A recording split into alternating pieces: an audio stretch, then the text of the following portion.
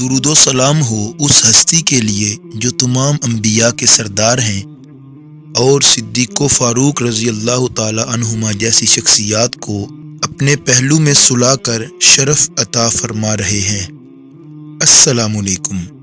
Teachings of اسلام کے ساتھ محمد اویس قاضی۔ حضرت سیدنا صدیق اکبر رضی اللہ تعالی عنہ نے حضور اکرم صلی اللہ علیہ وآلہ وسلم کی تعظیم اور محبت کو حفظ جان پر مقدم رکھا، یعنی اپنی جان سے زیادہ عزیز رکھا۔ سفر ہجرت میں جب آفتاب رسالت اور مہتاب صدیقیت غار ثور میں جلوہ فرما ہوئے، صدیق اکبر نے اپنے محبوب اکرم صلی اللہ علیہ وآلہ وسلم سے عرض کیا، یا رسول اللہ، آپ تھوڑی دیر کے لیے باہر رکیں، پہلے میں اندر جا کر غار کو صاف کر دوں کہ شاید کوئی چیز ہو۔ غار چونکہ پرانا تھا، بہت سوراخ تھے۔ صدیق اکبر نے کپڑوں کو پھاڑ پھاڑ کر ان کو بند کیا، لیکن پھر بھی ایک سوراخ باقی رہ گیا۔ اس میں پاؤں کا انگوٹھا رکھا اور حضور اکرم صلی اللہ علیہ وآلہ وسلم کو اندر آنے کے لیے عرض کیا۔ جناب رسالت مآب صلی اللہ علیہ وآلہ وسلم نے ان کے زانوں پر سر انور رکھ کر آرام فرمایا۔ وہاں پر ایک سانپ مدت سے بتمنائے دیدار رہائش پذیر تھا۔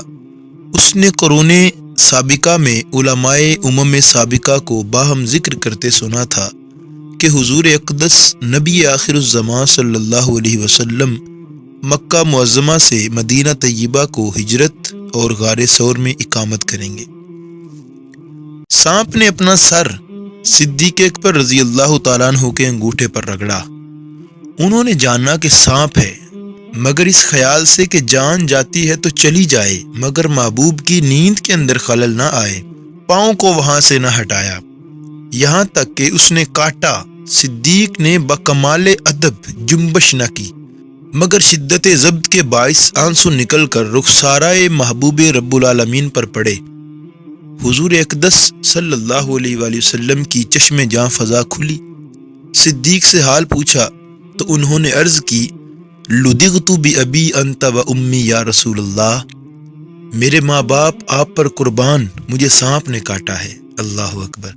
حضور اقدس صلی اللہ علیہ وآلہ وسلم نے لعاب دہن لگایا تو فوراً آرام آ گیا۔ یہ تعظیم و محبت، جان نثاری اور پروانہ واری، جو کہ صرف حضرت سیدنا صدیق اکبر رضی اللہ تعالیٰ عنہ کا خاصہ ٹھہری ہے، اور یہ شمع رسالت کا ایسا پروانہ ہے جس کو انبیاء اور مرسلین کے بعد تمام جہان پر ایک تفوق اور فضیلت حاصل ہے۔ یہی وہ سر ہے جس کی نسبت حدیث میں آیا کہ ابو بکر کو صوم و صلات کی وجہ سے تم پر فضیلت نہ ہوئی، بلکہ اس سر کے سبب جو اس کے دل میں راسخ اور متمکن ہے۔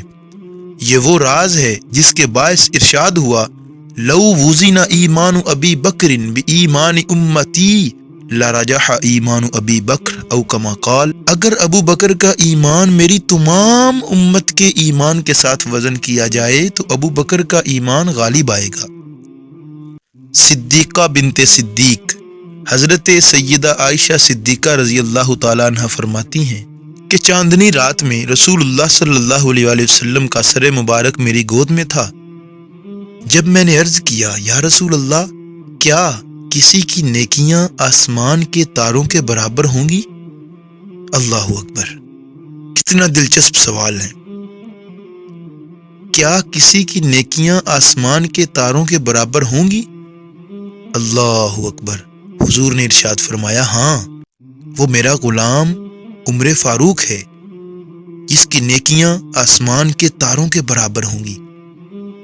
حضرت عائشہ صدیقہ بیان کرتی ہیں، میں نے عرض کیا، یا رسول اللہ، تو حضرت ابو بکر صدیق کی نیکیاں کہاں گئیں؟ حضور نے فرمایا، حضرت عمر کی ساری نیکیاں ابو بکر کی نیکیوں میں سے ایک نیکی کی طرح ہیں۔ آخر وہ کون سی نیکی ہے جو حضرت عمر فاروق رضی اللہ تعالیٰ عنہ کی ساری نیکیاں حضرت ابو بکر صدیق رضی اللہ تعالیٰ عنہ کی نیکیوں میں سے ایک نیکی کی طرح ہے؟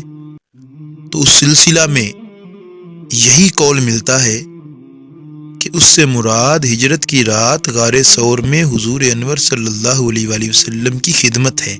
یہ ایک نیکی دنیا بھر کی ساری نیکیوں سے بڑھ کر قرار پائی۔ نبی پاک صلی اللہ علیہ وآلہ وسلم کی ذات کے ساتھ ان کی وارفتگی کیسی تھی؟ ملاحظہ کیجئے، حضرت عائشہ صدیقہ رضی اللہ تعالیٰ عنہ بیان فرماتی ہیں، حضرت ابو بکر صدیق رضی اللہ تعالیٰ عنہ کی وفات کے بعد بعض لوگوں نے یہ خیال ظاہر کیا کہ آپ رضی اللہ تعالیٰ عنہ کو شہداء کے درمیان دفن کر دیں، اور بعض کہتے تھے کہ آپ کو جنت البقیع میں دفن کیا جائے۔ میں نے کہا، میں تو انہیں اپنے حجرہ میں اپنے محبوب صلی اللہ علیہ وآلہ وسلم کے پاس دفن کروں گی۔ ابھی ہم اس اختلاف میں تھے کہ مجھ پر نیند غالب آ گئی۔ میں نے کسی کو یہ کہتے سنا کہ محبوب کو محبوب کی طرف لے آؤ۔ جب میں بیدار ہوئی تو پتہ چلا کہ تمام حاضرین نے اس آواز کو سن لیا تھا، یہاں تک کہ مسجد میں موجود لوگوں نے بھی اس آواز کو سنا تھا۔ وفات سے پہلے سیدنا صدیق اکبر رضی اللہ تعالیٰ عنہ نے وصیت فرمائی تھی کہ میرے جنازہ کو حضور اکرم صلی اللہ علیہ وآلہ وسلم کے روضہ انور کے پاس لا کر رکھ دینا، اور السلام علیکہ یا رسول اللہ صلی اللہ علیہ وسلم کہہ کر عرض کرنا کہ حضور ابو بکر آپ کے آستانہ عالیہ پر حاضر ہوا ہے، اگر اجازت ہوئی تو دروازہ کھل جائے گا اور مجھے اندر لے جانا، ورنہ جنت البقیع میں دفن کر دینا۔ جب حضرت ابو بکر صدیق رضی اللہ تعالیٰ عنہ کی وصیت پر عمل کیا گیا تو ابھی وہ کلمات پایا اختتام کو نہ پہنچے تھے کہ پردہ اٹھ گیا اور آواز آئی، حبیب کو حبیب کی طرف لے آؤ۔ اللہ اکبر۔